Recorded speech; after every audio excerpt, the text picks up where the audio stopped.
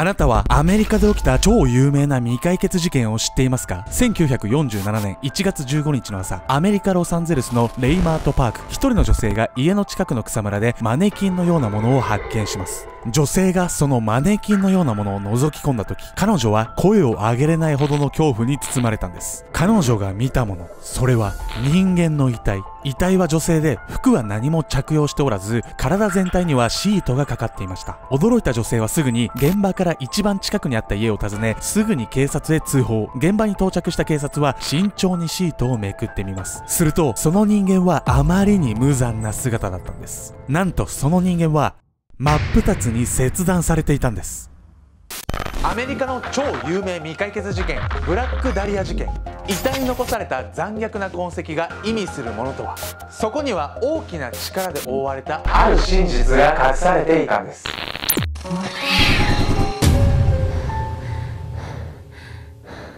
はい、どうも、ハヤシライスフォンドボーから作ってみたいケンちゃんです。どうも、やみやみです。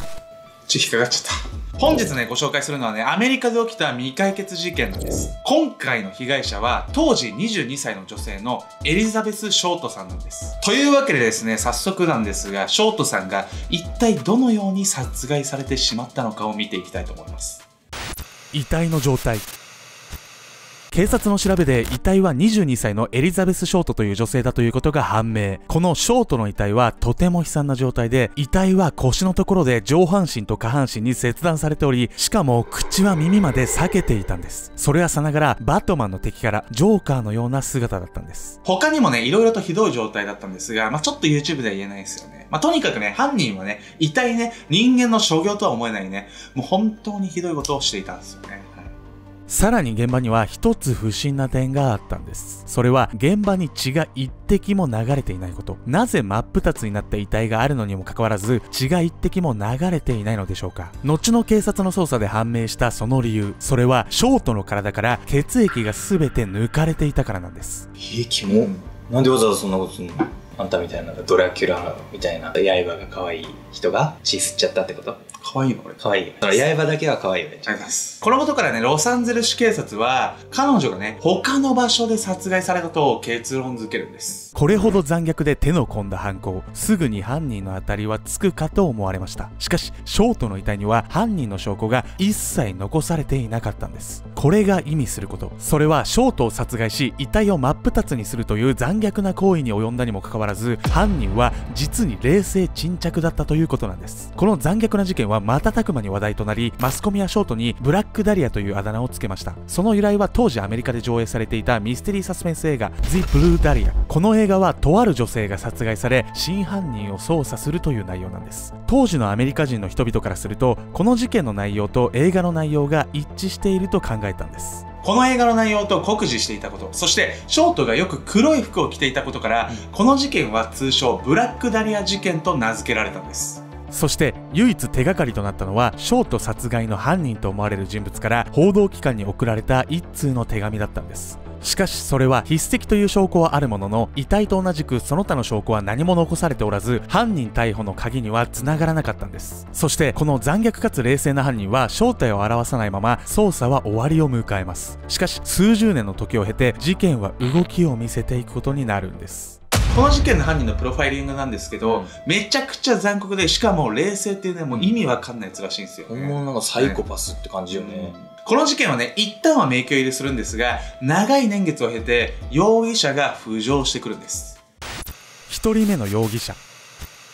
このブラックダリア事件には犯人を告発し続けている人が複数人いたんです。スティーブ・ホーデルという人物もその一人。スティーブはこの事件がとある人物の犯行だと主張し続けているんです。その人物の名はジョージ・ホーデル。彼の実の父親だったんです。うわ、息子が父親告発するってなかなかよ。スティーブが実の父親であるジョージを告発するきっかけとなったのは、ショートが殺害されてから50年以上が経過したある日、亡くなった父の遺品を整理し始めた時のことでした。ただ整理するだけだったはずが、なんと遺品の中から衝撃の写真を見つけるんです。それは有名なブラックダリア事件で殺害されたショートと酷似した人物の写真だったんです。どういうことそれ？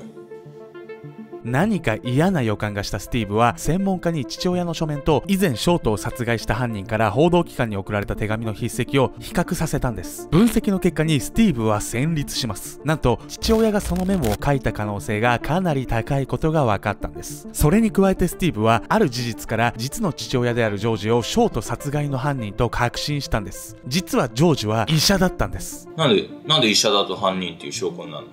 いえ、もうね、前にね言ったこと思い出してみてくださいよ。殺害されたショートの遺体は発見当時切断され、さらに血まで抜かれて見つかったんです。そうなんです。医者にとってそんなことは一般の人よりも容易だということなんです。そしてその事実がスティーブをどんどん突き動かしていきます。スティーブは熱心に父親が犯人である証拠を調べていきます。すると新たな証拠を発見してしまうんです。それはブラックダリア事件が起こる数日前に大きなセメント袋が購入された領収書。実はショートの切断遺体が発見された時、その近くに乱雑に置かれたセメント袋があったんです。なんとこれはスティーブが購入したセメント袋と同じブランドだったんです。もう確定じゃないのこれ。そうなんですよ。スティーブはね、ショートの遺体の近くで発見された袋は父親が購入したものと確信したんです。父親がショートを殺したことを確信したスティーブは証拠の全てを世間に公表することを決意するんです。スティーブの本当の思いはわからないんですが、2003年に彼は父が犯人である証拠を書籍にまとめ、アメリカでベストセラーの一つの本となったんです。ちょっと不謹慎だけど、めちゃくちゃ儲かってそうね。まあこんだけ売れたらね、まあ僕も前本出したんですけど全然売れなかったですね。はい、ちょいちょいアピールしない。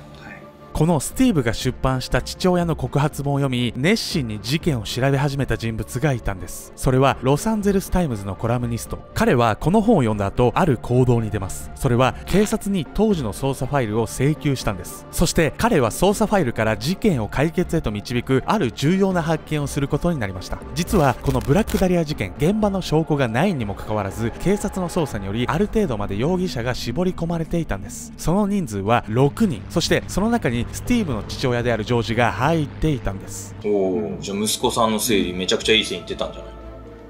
当時の警察は違法捜査ではありましたが、ジョージの家を盗聴したんです。そんなことを知らないジョージは知人にある衝撃的な事実を話し始めます。それはショートの殺害は自分の犯行だという内容だったんです。違法な捜査ではありましたが、これは決定的な証拠の一つ。しかしなぜかジョージが起訴されることはなかったんです。結局それ以上の証拠は事件が50年以上経過していることもあり、その後出てくることはありませんでした。なぜジョージは起訴されなかったのか、その真相は闇の中なんですが、この告発本とは別にショート殺害事件はまた新たな展開を見せていくんです。逮捕まではいかなかったということで、ジョージはね、果たして本当にね、犯人だったのかっていうことなんですよね。犯人でしょ、絶対。逆に捕まえない方がおかしいじゃない、こんだけ。まあ僕もそう思ってたんですけど、実はね、もう犯人だろうってね、言わざるを得ない人物がね、もう一人現れてしまったんです。2人目の容疑者。事件発生から70年後の2017年、新たな犯人を告発する人物が現れました。それはイギリスの作家イートウェル。彼の告発の内容によると、彼はまずショートの殺害現場を特定したというんです。そういえばなんか遺体が見つかった場所と殺された場所ってのは一緒じゃなかったもんね。その現場はあるホテルの一室だったそうです。1947年1月15日、ショートが殺害された日と同じ日、チェックアウト後の部屋をこのホテルのオーナーが片付けに行くと、部屋は驚くべき状態になっていたんです。なんと部屋を開けると壁中が血まみれ、そして血だらけの女性の服が何着か無造作に置かれていたんです。ホテルのオーナーは驚き慌てふためきました。すぐにでも警察に電話をするべき状況。しかしオーナーは警察へ通報せず、黙々と部屋の清掃をやり始めたんです。何やってんのこの人。何通報しないの？まあここにもね、この人間のね、汚ね心がね、現れてくるんですよ。あんたみたいな。俺は汚ね。実はこのホテルのオーナー、ブラックダリア事件が起こる4日前、妻への暴行で逮捕されており、警察からようやく解放されたばかりだったんです。そのため部屋の悲惨な状況を見てしばらく経った後、彼はこう思ったんです。また警察へ会ってしまったら妻への暴行の件をさらに追及されることになる。下手したら事件の犯人が自分と間違われるかもしれない。そう思った彼は警察には届け出ず、それを片付けるのみだったんです。まあ殺害現場だった場所もね、オーナーがね、片付けてしまったんで、もう証拠もね、もうようわからんくなってんですよ。もうね、マジファッ。最悪ね。あんたも注意されてたよ、この前。ファ現場がこんなありさまで推理は終了とはいきません。なんと作家イートウェルは犯人の特定まで至っていたんです。なぜならその人物には動かぬ証拠があったから。まずその人物は死体安置所で働いていた経験があり、そこで死体を乾燥させて分解する方法を学んでいたという事実があるんです。さらにイートウェルが告発する犯人は当時の警察しか知らなかったブラックダリア事件の詳細を知っていたんです。犯人が知っていた事実、それはショートの太ももに赤いバラのタトゥーがあること、またそれを切り取られていたことなんです。そいつが誰？その犯人とされるのはレスリー・ディロンという人物。葬儀店を務める彼は確かに1人目の容疑者であったジョージ同様6人の重要な容疑者の1人だったんです。しかしジョージと同じく彼も最終的には起訴はされませんでした。そして実はイートウェルは犯人はレスリーだが黒幕が別にいることを指摘したんです。じゃあそいつが犯人ってことでしょ？その人物は当時のハリウッドの劇場の大御所マーク・ハンセン。マークは自分が所有する家を貸すビジネスもしていたそうで、そこにショートと彼女の友人たちが一時住んでいた時があるんです。マークはそこでショートと知り合いになり、いつしか彼女に恋心を抱いていきます。しかしその思いも虚しく、マークはショートに気持ちを拒絶されてしまうんです。するとマークはその怒りからかショートと彼女の友達を自分の貸している家から追い出してしまったんです。イートウェルはそんな逆上したマークがレスリーにショート殺害を依頼したと主張しています。しかしレスリーは最終的には起訴されませんでした。その理由として彼はある驚くべき事実も公表していたんです。それはマークがショートの死を調査している警察に大金を支払ってレスリーを釈放させたというもの。そう、この事件は警察の不正によりもみ消された可能性があるんです。イートウェルはこの告発を書籍化し、現在もこの告発を訴え続けているんですが、証明はなされないまま。なぜならショート殺害に関与している人物はすでに全員亡くなっているからなんです。残忍な形で遺体が発見された未解決事件、ブラックダリア事件。もしかするとこの事件は警察の様々な不祥事で未解決になってしまったのかもしれません。